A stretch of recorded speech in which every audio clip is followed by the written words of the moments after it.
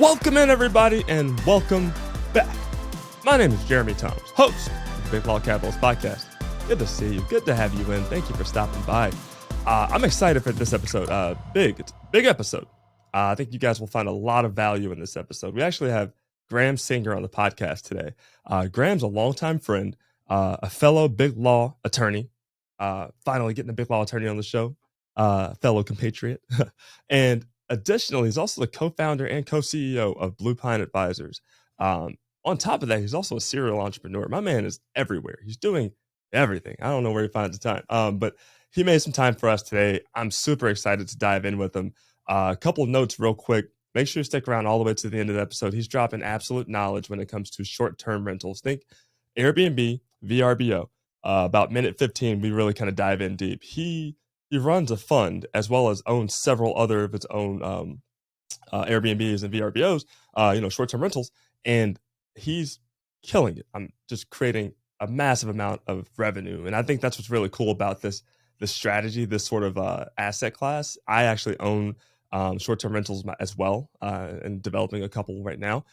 They are money-making machines, but that's if you're doing it the right way with the right strategy. We're going to literally talk about one of the best strategies for short-term rentals. I mean, he's printing hundreds of thousands of dollars in revenue from short-term rentals, and it's only going up. And he dropped some really good knowledge for us. And so I think every one of you out there who is thinking about real estate investing and is thinking about, possibly having their own short-term rental or just thinking about the idea of it, you got to listen to this episode. So stay all the way to the end. As always, if you have any questions, feel free to reach out to me on LinkedIn at Jeremy Toms and also on my Instagram at Big Law Capitalist. Without further ado, I want to bring in Graham. Let's get to it. And we're in there, man. Graham, dude, I am absolutely pumped, man. Thanks so much for joining the show. Yeah, thanks for having me. It's a pleasure to be here. Absolutely, man. I still remember the first time I met you. This is years back. It's kind of a funny story. A mutual friend of ours, Mike Schaefer, he was like, "Hey, man, you got to come out and we need an extra for the softball league I'm in." And I was like, "I don't really play baseball or softball, but I'm a summer associate," which I'm talking like this is far back. Like we're talking like 2013, I think. Yep. And I was like, I can't not go. This is one of those like opportunities that tell us to take advantage of, not knowing like you don't want to go and look ridiculous, And so we get there and he's like, "Oh yeah, you got to meet my buddy, Graham Singer." And I was like, "Oh yeah, for sure. Like I'd love to meet him." And then I met you and I was like, oh, this is Thor. Like this is like Chris Hemsworth in the flesh. I don't know about that. I was like, oh, man, like if Thor cut his hair. So for the viewers, like check out the YouTube because like, oh man, like you're done well, my friend. But yeah, it was fantastic meeting you then. We hit it off well. And like ever since then, we've, slightly kept in touch. And then we really kept in touch recently because we have a lot of similar interests, which I want to get into. Big piece of it though is we're actually at the same firm. You're a big law attorney, and you live that dual life, right? Where you have your legal career, you're killing in that space, but you also have the investing side of it. So I want the people to get to know you, and then I want to dive into everything you have going on because it's a lot and it's really cool stuff. So before we dive in super deep, let's just like introduce you. So like give us where you're from. How you sort of got started, in your legal career, and then I want to take it from there. We can go nuts. Yeah. So I guess I'll be fairly quick. I'm from North Carolina, a town called Hillsborough, up near the Raleigh-Durham area. Went to law school at WashU in St. Louis, and then moved straight down to Charlotte to join Cadwalader, Wickersham, and Taft, which is how I knew Mike and really a bunch of other people that sort of have crossed paths with me, with you, and sort of everybody else, right? Because the Charlotte capital markets real estate sort of area, big law network is pretty small, and we all seem to know each other a lot through softball.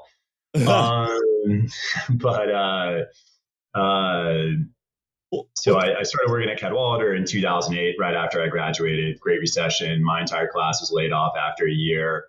I was placed with one of their clients to work. It was sort of what we called this work release program. I won't go into the details, but worked there for a couple of years and then went back to work at Alston and Bird, doing work for the Wells Fargo Commercial Mortgage Servicing Group and some of the other large institutional servicers and loan originators. Probably about that time was when I started investing in real estate. I'd sort of always had an eye towards it. What year was that?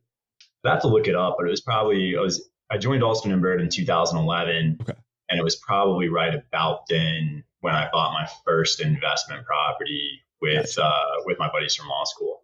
And we were a little tepid, sort of timid getting into the market. We were scattered around. One of the guys was in DC, one was in Chicago, I was in Charlotte, and we bought a property in Dallas. But Dude, the that's an reason we bought in aggressive first Dallas step. was the guy in DC. His sister and brother-in-law were in Dallas, and his Mm, brother-in-law was, I think, a licensed general contractor and an architect. They were both Hispanic, so we could sort of access cheap labor. nice. Sort of had boots on the ground, if you will, and so we bought a house, renovated it, rented it. We bought a couple condos, 3 condos in the end, renovated them.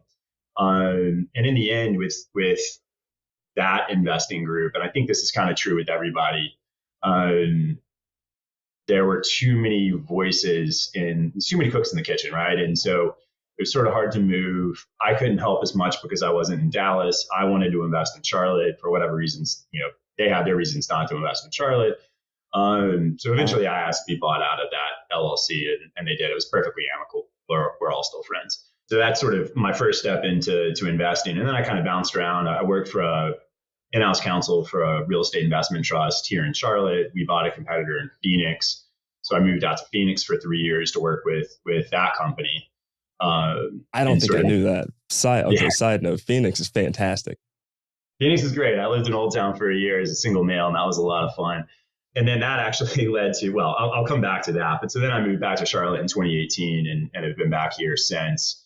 Moved back to work with a different real estate investment trust. That one was a single family residential REIT. So we owned 15,000 homes across the country.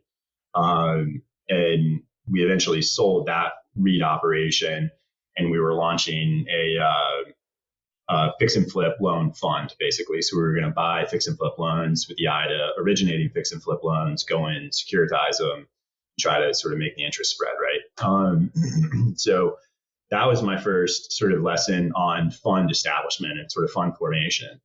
I didn't have the background, so I was waking up at 5 a.m. and reading these, I think, Matthew Hudson books on funds, how to form them, and the compliance with them, trying to get ready for this new role. And ultimately, we were successful in sort of setting up the groundwork. I ended up leaving the company for other reasons, and took some time off, and then sort of got into renovating houses. Right. So that's kind of my background, and it's a little bit of how I got into investing, but not sort of all the details. No, I love it, man, because that gives us a lot as far as like there's multiple steps in there where like you're making conscious decisions to dive deeper into real estate investing, like while also pulling the W-2 gig, and so that's a piece that I like to talk about because I think people get into their sort of W-2 rhythm, if you will, and forget that like you can do more than that. Like you can achieve a lot more than just what you do at your W-2. Not to say like that can't be rewarding and fulfilling, but like you can hit the fast forward button substantially, by like taking control of what's happening also outside of your legal practice. So like I want to dive into a few of those things real quick. I want to actually go back to the Dallas piece of it because the first property is always a good story. And so when you guys got into that, that's a big leap. You're essentially investing out of state and sort of like adding in the trust factor and hoping things like not hoping, but I mean you're essentially like setting it up to have So, somebody do the work. So how did that come to fruition? Like what was sort of the feeling you had as far as doing that? Because that's an aggressive step. well, so as I recall, the first property we bought was a condo, and one of our partners, his parents owned the condo already, and they just didn't really want to manage it as a rental property. And so we were able to sort of pick it up off of them and turn it into a rental property. So it was kind of a good option, a good first step. I mean, it was like $100,000 or $150,000 too, I think. So it wasn't a huge investment. Mhm. Once you talk about leverage and all that, I mean, each kicked in like 20 grand or 15,000, something like Right. that. So it was an easy step into that game. And then the second house that we bought was sort of probably the bigger risk that we took, which was, again, I might get this wrong because it's been over 10 years, but I think we bought a 4.1.5 or a 4.2 and completely changed the layout and ditched one of the bedrooms and went to a much more efficient 3-bedroom, 2-bathroom house. And my partners, well, one of my partners, because we ended up bringing them in as a partner, and they sort of provided sweat equity Mhm. rather than just straight capital, because they didn't have as much money as us. They weren't attorneys, and they just weren't there yet. Yep. So they ended up doing the renovations as their sweat equity, and then did the property management. And Oh, that that's ended up nice. being a home run. That ended up being really, really good. And if I'd stayed in that company a couple more years, I probably would have come out with several thousand more dollars. Really? But particularly because of that house. And then Yeah. the next two houses we picked up were across the street from our original condo. Was a large complex of like 700 small condo units or something. It was a huge complex. And there was an investor that was going in and buying these up, but he didn't have the capital just to keep buying them. So he flipped a couple of us. And so we bought two condos in there. I think one was a 2-2 and one was a 2-1. And I think the total purchase price for them was like 120 grand. We did, again, some work to renovate it. And because our partners were just there, I think because they were Hispanic and because they were willing to put the time and the effort in to oversee everything, they were able to keep our costs way, way down. Mhm. So those properties both ended up being sort of a windfall on the exit. We ended up selling one because we had a bad tenant that did a ton of damage, and Uh, it was the smaller unit. It just wasn't really a good rental for us. yeah. The other one we held on to.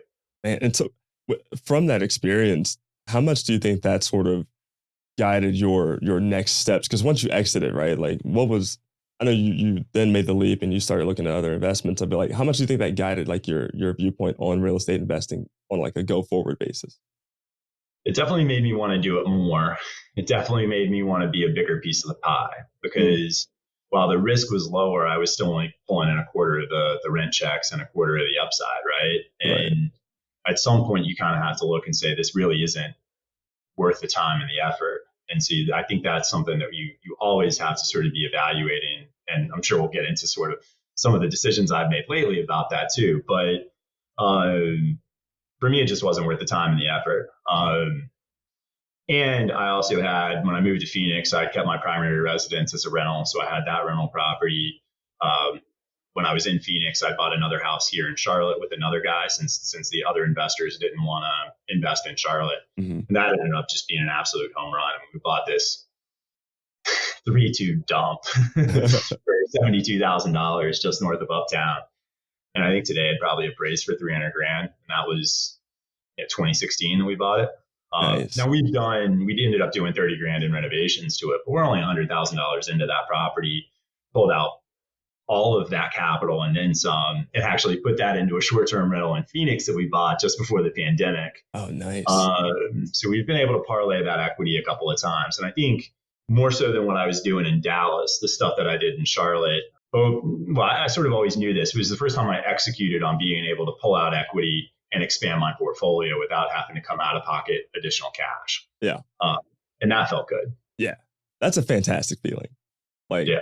I can absolutely empathize with that because that's I remember the first what they call it, the term called BRRRR, right? The buy, renovate, rent Yeah. out, repeat, all that stuff, refinance, Yeah. repeat. So the first time I did that, like there was no greater feeling than like being able to tell my wife like, hey, like all that money I just blew, like here it is plus some, and let's just rinse and repeat that. Like, and it's funny, like the BRRRR method, like that method itself, and you know this for sure, but like for the viewers, like you can put that on, you can use that strategy on bigger and bigger deals, and so like at this point, I'm doing a BRRRR deal on what was a 4-unit apartment building. I'm turning it into a 6-unit apartment building, but the bigger deal is like that property sits on 2 acres, so I'm actually adding a tiny home village as well on there, like it's like a mini Yeah. tiny home village, if you will, and like that deal is going to pay for itself hand over fist several times. So it's like you can get really really creative with that. That's why it's one of my favorite strategies. But I mean, it's a strategy that's employed by some of the largest firms in the world, right? It's just they don't call it BRRRR, they have Yeah. but it's the same sort of idea. So that's awesome, man. And first off, please let me use your Phoenix short-term rental. That would be much Well, appreciated. so we sold it. There it is. Yeah. So we got we got hooked up with a property manager in Phoenix that had a great reputation, and then they were bought by Vacasa, which is a large, firm. And ultimately, all the principals that were with that original property management company left about 6 months after we bought this house because they didn't like the Vacasa sort of way of life. And so our service quality just completely tanked. Our rentals tanked. Oh. Then we came into the pandemic and we lost 60 days of bookings or something. And Vacasa, still don't know what happened, but they didn't get the money from Airbnb for the cancellations. And for a period of time, Airbnb wasn't offering everybody free cancellations. So there's some sort of discrepancies there. So we turned it into a long-term rental, and we're only cash flowing maybe $200 a month. Yeah. And this was, we only had $100,000 of equity in the house, but we're talking about a $400,000 house. We need to make more than $2,400 cash flow on our $100,000. That's a 2.4 return. That's not worth it. Yep. So when we started coming out of the pandemic, we sold the Phoenix house. We made about $200,000 in 2 years on it. So we sold it for $595. We bought it for $409, fully furnished. There he is. We took that $200,000, each threw in another $30,000 and bought a house up in sort of between Henderson and Brevard, maybe 10, 15 minutes from DuPont State Forest, and bought that house for, I don't know, like 1.25 million, I think. There it is. And we had it. It's a little funny because, this was the peak of the market, right? Or almost the peak of the market. And so you had to be really aggressive with your terms. So we did like a 7-day due diligence period. We did like a $30,000 earnest money and like a $10,000 diligence fee, or maybe it was a $20,000 diligence fee. We didn't even get in to see the house until like day 8. So we knew we were stuck buying it, but it'd been a short-term rental for 4 or 5 years, and it was did $175,000 the year before we bought it and $150,000 the year before that. So we knew we were buying into a good investment. Yep. And we took out a bridge loan with Lima One in order to close in less than 30 days, and then immediately refied that with 30-year debt. It didn't quite get in under the great interest rates, but we're certainly better than where we are now. Yeah. But we were able to pull out the $30,000 that we put in and get that money out because the house appraised for even more than what we had expected. So fantastic, man. So now we basically turned a $72,000 investment in a long-term rental in Charlotte we did take on another partner. So he put in his, $30,000 for the Phoenix house. And so we turned that into the Phoenix house and kept the Charlotte house, and then turned that into the Hendersonville house. So, now we basically have turned essentially $100,000 into a few $100,000 in equity and cash flowing properties. Goodness gracious, man. There it is. So it's felt good. Welcome to the show, my friend. That's fantastic. Man, so and that's a solid segue because like I said before, we've been catching up a lot recently, and like I love our conversations because you're into the space that I'm really into as well, which is the short-term rental space. I love that space. But it's not a space that people who don't necessarily own short-term rentals, even some who do, I don't necessarily think people understand or can appreciate just how lucrative that can be, not only from a revenue perspective, but an overall like tax position as well. I think there's a lot of strategies that people don't necessarily understand or think about when it comes to that. And you have vast amounts of knowledge in it, and we'll get into why in a second. But that's why I wanted to have you on the show, because I wanted to touch on a topic that I think a lot of people think about from almost like a sexiness perspective, right? Like by far Airbnb, those sorts of properties, I think would be considered the sexiest part of the business when it comes to real estate. Yep. But obviously there's other parts of real estate that are not as sexy, but crazy lucrative as well. But this one's really cool. So I wanted to touch base with you on this because I think people can learn a lot from it and get a lot of value out of it. So tell us where you are now, like outside of the firm life, right? Like I get that, but like, what are you doing in the investing space at this point? So I've basically turned my focus into building a short-term rental portfolio. When I was in my last job, I ended up running into a guy that lived maybe 12, 15 houses up the street, and he used to work for Invitation Homes. I was working for a single-family residential REIT at the time, the third largest public one. So we got to talking and sort of stayed in touch. We made some long-term investments, some flipping investments together. And we always sort of had this vision of let's build a short-term rental portfolio and let's build a fund based on it to take in third-party investors.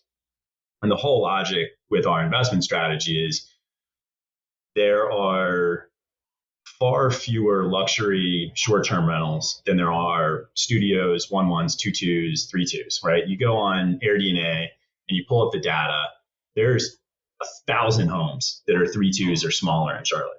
Yeah. If you pull up the AirDNA data in Charlotte for a 6-bedroom plus house in a Charlotte zip code, I think right now there's 13. It might be 17. There's none, right? Yep. And so if you want to host a large event, you basically don't have any options. And so we saw this and we sort of thought like, okay, so let's buy large houses that can accommodate groups in places people want to do or people want to be, and let's do it with amenities. So most of our houses are either on a lake, have a pool, have a hot tub. Some of them have all three. And so that's sort of what our strategy was going to be. And so we put our money where our mouth was. And so a couple of years back, we bought a house on Lake Wylie, renovated it. We bought it for 610, renovated it, put 93 grand into it. It appraised for 855 shortly after. Nice. It produced 100. My numbers might be wrong on this, but like $150,000 the first year, and this year it's already grossed over $150,000 again, I think. There you go. So man, tip of the cap. Good Lord. That one's been great, and it helps. And I'd be remiss if I didn't give a shout out to my partners, Travis and Roxy Mercer. Travis used to work at IH. He's a whiz kid with MLS. He can find value anywhere. In the right markets, he's going to find a mislisted property. He's going to find value that somebody doesn't see it because they don't recognize some aspect of the land. And the speed at which he does it is ridiculous. He's seven, windows open, and he's just bouncing across, a bunch of different windows on the MLS and just makes it happen. And he loves it. So God bless him. I don't like that. And Roxy's a licensed general contractor and does really well on interior design. So we've sort of got those pieces there. That's a dream team. That's awesome. Yeah. I can do the financing. I can do the legal work, all that stuff. So it's worked out well. So we got that house. We partnered with another guy and got another Lake Wylie house that has a pool. We added a hot tub. It did like 140 grand its first year. This year, I think it's looking like $180,000 in gross revenue. So those two properties, again, if you go to AirDNA, I think our Spring Point house is the third or fourth highest producing Charlotte Airbnb. Short-term rental. Our Landover house, I think, is 7th for houses that sleep under 16 people and like 11th overall. So then we partnered with another guy and bought a Lake Norman house, renovated that one, got 100% of our cash out plus more. I think we got like an extra 100 grand out of that. That house, this is the first summer, and we didn't get it listed until March. And the doc wasn't done until May. So it's not a great representative of what a year there is going to be, but I think it was like 130 grand in revenue. So wow. Yeah, we're producing real numbers. And then we have a house up in Boone that hasn't been great, but we're probably going to end up, we put it on the market, I think around mid-June or early July. And I think we're going to end up with maybe 60 grand in revenue this year. So it's got some potential to do well. That's what I love about short-term rentals is like take everything out of it, right? Take out like the analytics, right? Take out, all of the sort of rigmarole that goes into the background of underwriting and the financing. Take out all that. I love looking in the bank account. It is the best feeling ever when like you're just seeing payments pop in over and over and over. Like I cannot get over how fantastic that feels. And so like that's your strategy, which I want to touch on further, because I think it's not a strategy that a lot of people think about or employ or even can employ, right? Which is why like, you're looking at it from like a partnership perspective and raising a fund because, it's expensive properties. They're big properties. They're luxury. So you're putting a good number into them for the renovation. But that strategy, that's what's ingenious about that is that like you figured out like this game isn't about jumping into the crowd. It's about finding your niche, and you found a fantastic niche. And I'll tell you, like, that's actually something we're doing as well up in Pittsburgh is like, there's only a handful of properties. When I say a handful, I mean 5, like that actually can sleep over 12 people and that are considered, relatively luxury. And so it's such a small pool, but there's demand and you don't have much competition. So it's a great space to be in as long as you can afford to be in it. Whose idea was it to come up with that strategy? Was that a team effort? It's definitely Travis's idea. Yeah, no, he always wanted to get into short-term rentals, and he had seen this sort of soft spot in the market, or sort of the lack of competition, right? I mean, I think it's relatively easy for anybody to turn a $350,000, $400,000 house into an Airbnb. For sure. When you're talking about locking up a few $100,000 of capital to go out and buy $1.3 million house, it gets a little harder. And I think, I've listened to a bunch of Airbnb podcasts and things like that. And for whatever reason, people are afraid of the luxury market, which I think one of the reasons for that is that a lot of these guys that are doing the Airbnb podcast and things like that, and more power to them, but they're in Austin, they're in Miami, they're in Charleston, they're in these sort of tourist cities that are geared towards that and really have had these vacation rental industries for decades. We're in Charlotte, right? I mean, outside of the lake, there aren't that many homes that are on the market for short-term rental or anything like that. So I just don't think that we have the competitive sort of set that you do in Miami and those places. And look, before we bought the house in Hendersonville, my buddies and I, we love to ski. So we were looking at Tahoe, we were looking at Park City, we were looking at all these places. And Tahoe is basically outlawed short-term rentals. But Park City,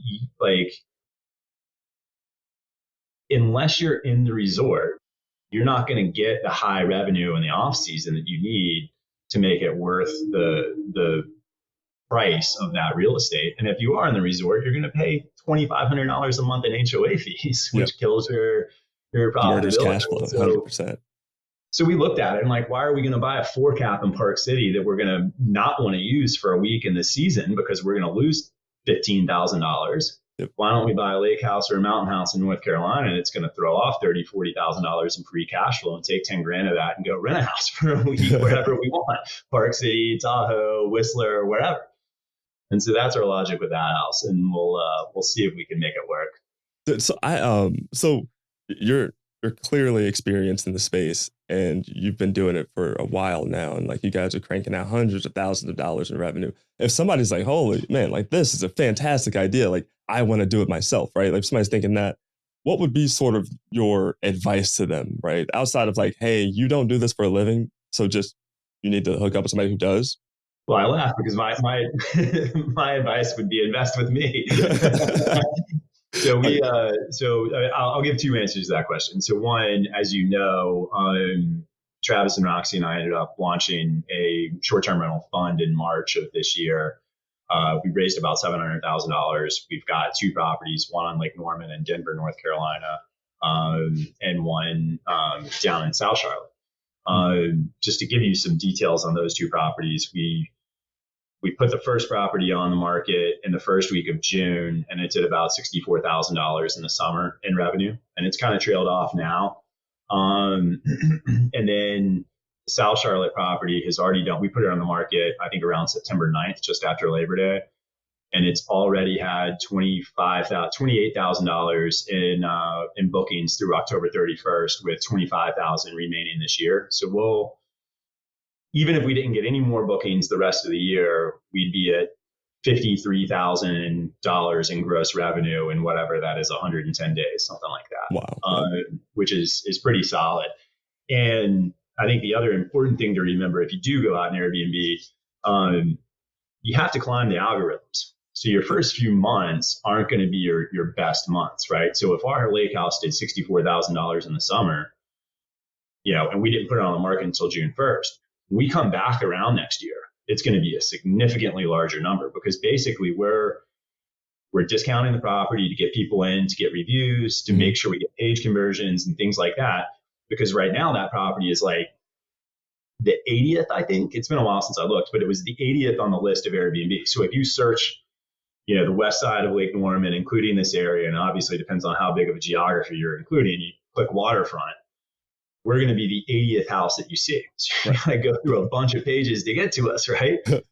But if we do our job next summer, or really February, March, when the summer starts booking up, we want to be on that first page. We want to be the top 10, top 15 views. And the way you have to do that is, now there's a variety of ways. Superhost, 5-star reviews, page conversions, things like that.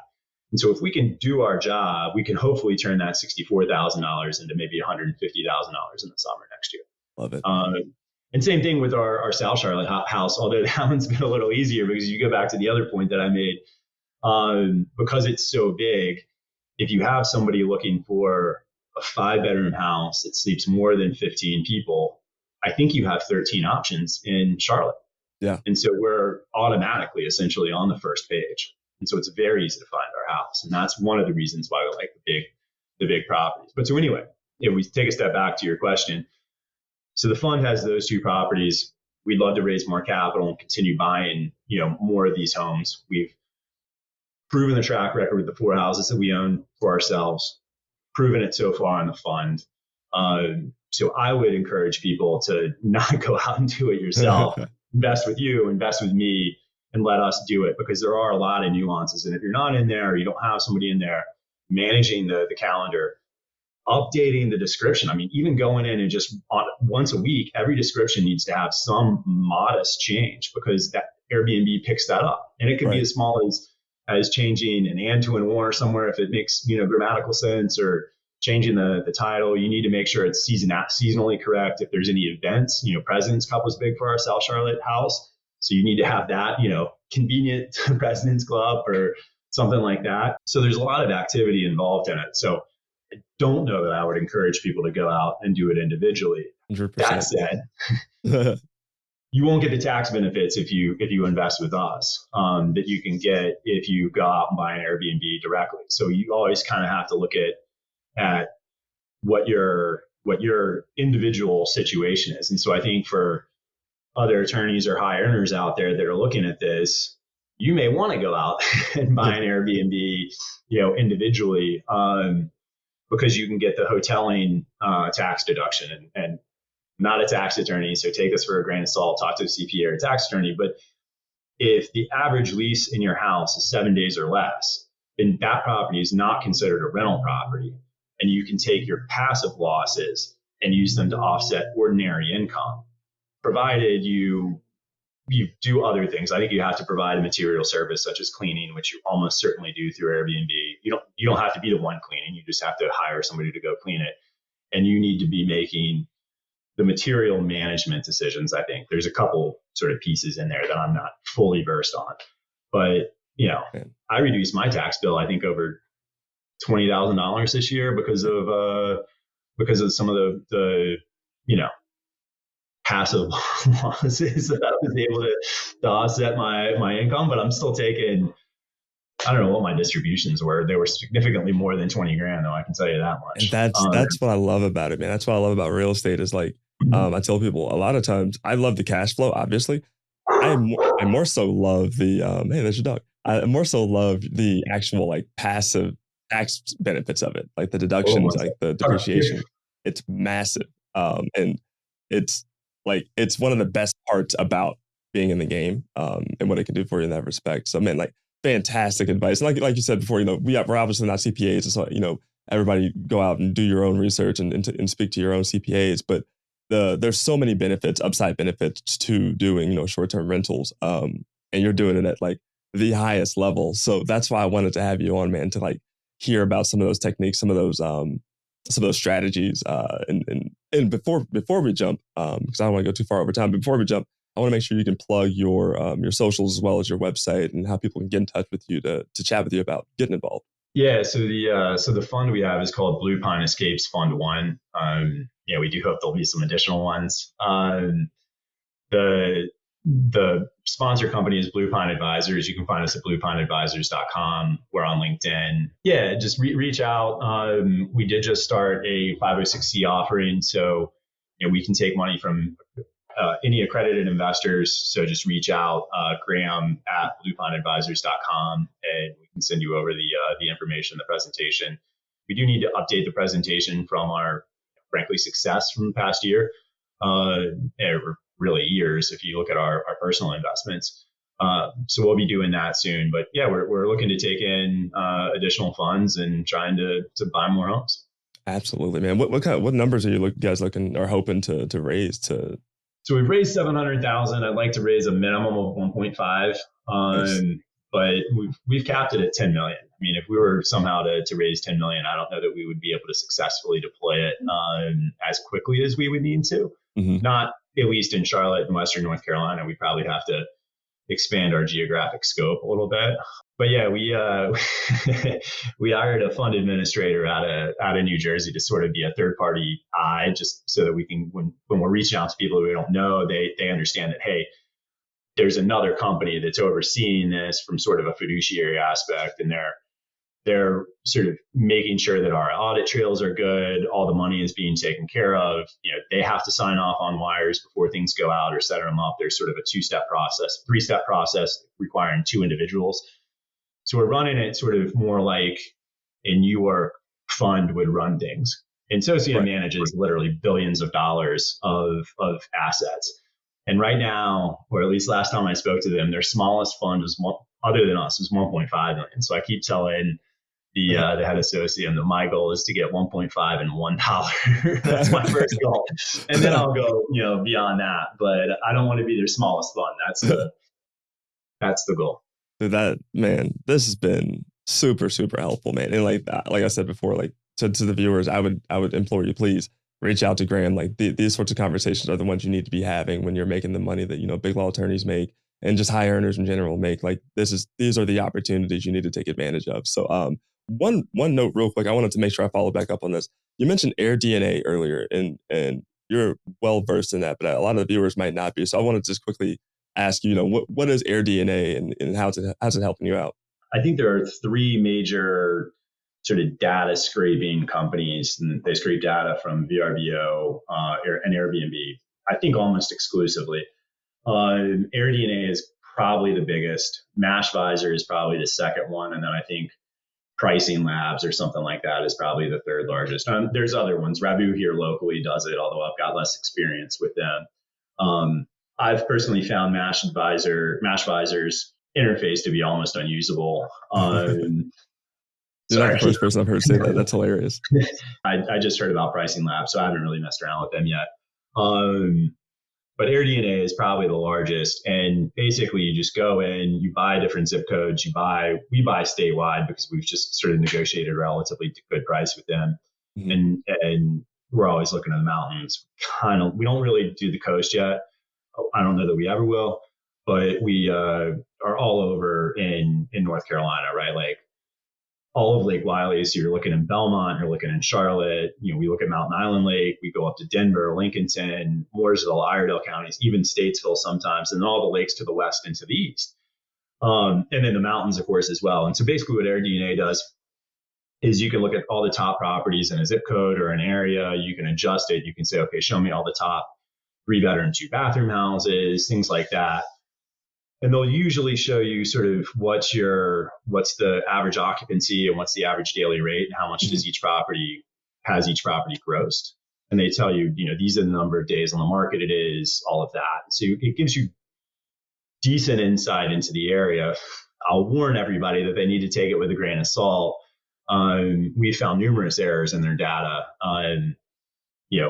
If we see a house on the MLS that's already being used as an STR, we'll frequently dive into the financials and pull them up and see, okay, is this something that works for us individually or for the fund or what?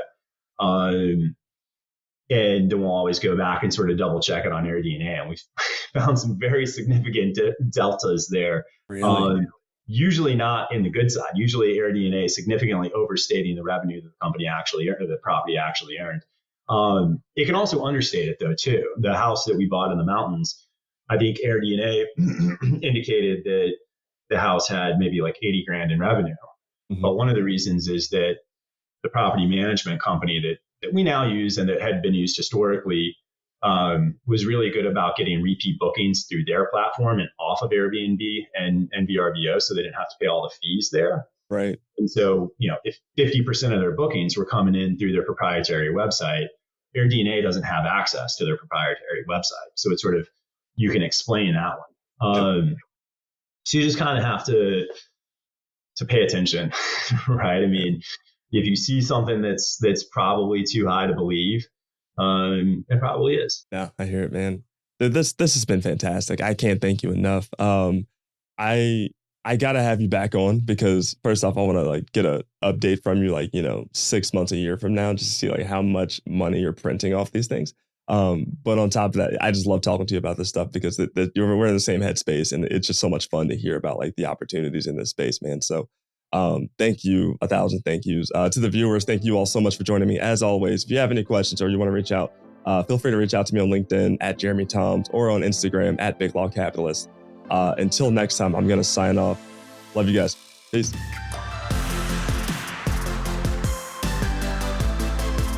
All right, we did it. Thank you so much for joining me for this week's episode. I really, really do appreciate it. Do me a big favor. If you want to be a part of the Big Law Capitalist community to stay up to date with all of our latest episodes, you gotta hit that subscribe button. Super important. But I can't thank you enough for joining me this week. I'll see you next time. Peace.